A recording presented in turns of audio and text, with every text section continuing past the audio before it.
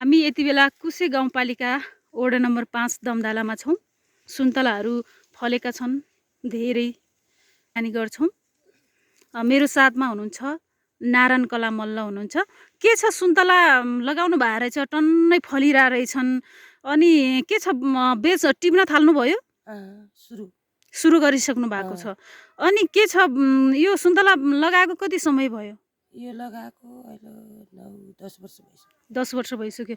अनि के छ आम्दानी फल्ने के कस्तो भइरहेछ? पोहोर साल यो साल के कस्तो भइरहेछ? अनि पहिले त अब सुरुमै यसको उत्पादन सुरुमै 4500 भयो हो।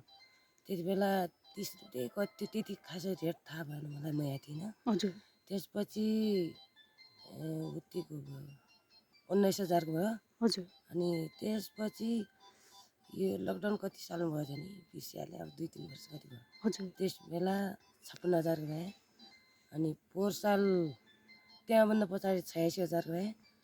पोहोर साल 89,000 भए। अब अहिले कति हुन्छन् अहिले त्योभन्दा राम्रो आएको छैन अहिले।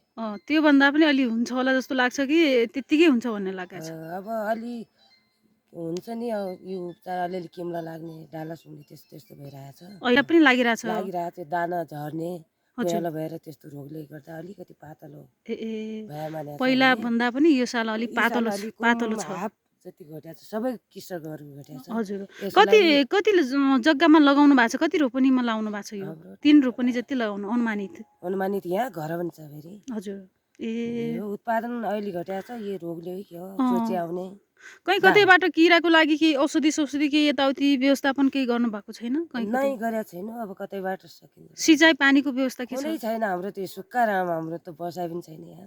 कसरी यिनीहरूलाई त पानी चाहिन्छ होला, के गर्नु भएको छ? पानी मल सबै कुरो चाहिन्छ। हामी अग्रेनीकै अहिलेसम्म अग्रेनीकै हालेको छ। हामीले कुनै खाद मल यताउता केही छैन, त्यही भुइँसीकै मल यताउता त्यही। हजुर। अरू हाम्रो केही अर्को दर्शकले केही पनि हुँदैन, भुइँसीकै मल हो।